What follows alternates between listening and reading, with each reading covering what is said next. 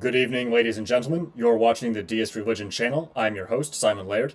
Today, I'm going to be reacting to a video by Trent Horn called What Killed the New Atheism. Trent Horn is great. I've been a fan of his for a long time. He's a Catholic apologist, and he makes commentary. He makes videos on Catholic versus Protestant issues, but also cultural commentary based on his Catholic faith. So let's get into it.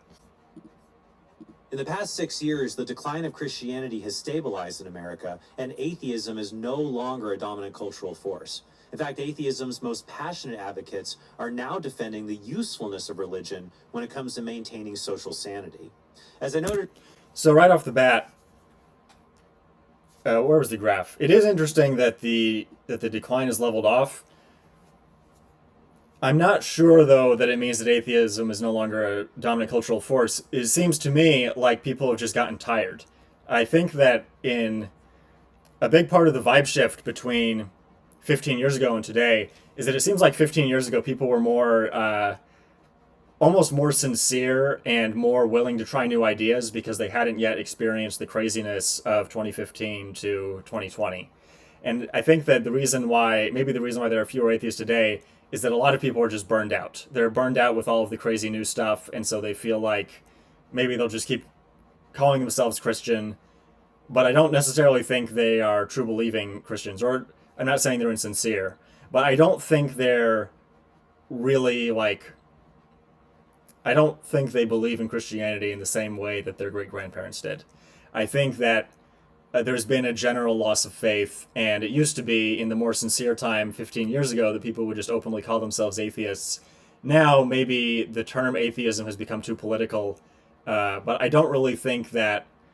I suspect that the former atheists are not converting to sincere Christianity en masse. I think this plateau in the decline of the number of Christians, this is probably more of a cultural tiredness rather than sincere Christianity. In the past 6 years, the decline of Christianity has stabilized in America, and atheism is no longer a dominant cultural force. In fact, atheism's most passionate advocates are now defending the usefulness of religion when it comes to maintaining social sanity. As I noted in a previous episode, Richard Dawkins even calls himself a cultural Christian. In today's episode, we're going to talk about... Dawkins has called himself that for a long time. The death of so-called new atheism, what comes next for the non-religious, and how Christians should respond. First, let's talk about how all of this started. As a millennial, I remember as a child experiencing a vibe shift when it came to religion and culture, and comfort by reading a Bible in a church. In fact, in 1992, about 90% of Americans identified as Christians. Okay, so it was stable at 90% and has since fallen to 63%. What's the last year on that graph? 2017 or 2018? Only 5% identified as non-religious. But today, only about 63% of Americans identify as Christians, and 29% identify as non-religious. So what happened? First, after the fall of the Soviet Union... Part of that's immigration as well. There are more Hindus and Buddhists in the country than there used to be. And Muslims. Identifying as an atheist was no longer synonymous with being an un-American commie traitor. Second, the internet gave the non-religious something that the religious have had for centuries. A place to feel like they're not alone, and a place to encourage. When it comes to the spread of new atheism, the internet was the accelerant, but one historical event served as the match that lit new atheism ablaze: the September 11th terrorist attacks. After these attacks, people who once tolerated religion as a false nuisance that at least kept people moral now believed that religion was a dangerous delusion. That's a huge cop-out, though, because it wasn't Christians who committed the 9/11 attacks. It seems like, if anything, the 9/11 attacks could have strengthened the case for cultural Christianity because it emphasizes the contrast between Christian values and the values of competing religions. I don't know. This was before my time. Maybe he's right that it was the instigator. But I think it was probably more about the internet. I think that was the bigger factor.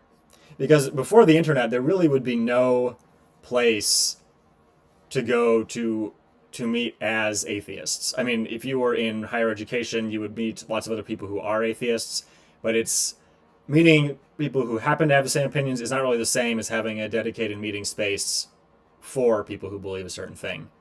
So Christians had church, atheists probably would have privately. I would imagine in 1950, a lot of atheists were just keeping their opinions to themselves, never meeting other like-minded people. Yeah, I think the internet was the much bigger factor. But this vitriolic attitude towards religion hasn't caught on among the general public today. One poll found that in 2006, 42% of British adults agreed with Dawkins' idea that religion is as infectious and dangerous as a smallpox virus. However, only about 20% of British adults hold that view today. That's a big change. I wonder if some of that has to do, I don't know, but I wonder if it has something to do with the increase in Islam in the UK, because 20 years ago, 20 years ago there was a lot more freedom to criticize Islam in the UK, and now, and also 20 years ago, a person of faith in the UK would almost certainly be understood to be a Christian. Now that Islam is more visible, I think that sympathy for the third world and general left-wing sympathies are more in line. I think the left has a lot more sympathy for people of faith now than it did previously, partly because non-white people are just more religious in general.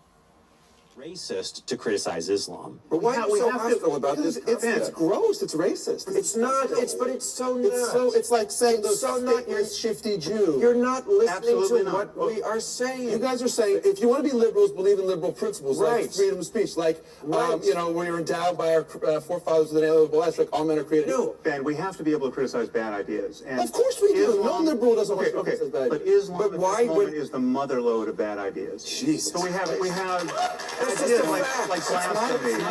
It is It's an ugly Apostasy. It is It's basic Well, liberal let me principle unpack it. of tolerance. Let me unpack but it. not for intolerance. No, of course not. During this time, New Atheism was trying to rebrand itself as a positive worldview and not just as a rejection of religion.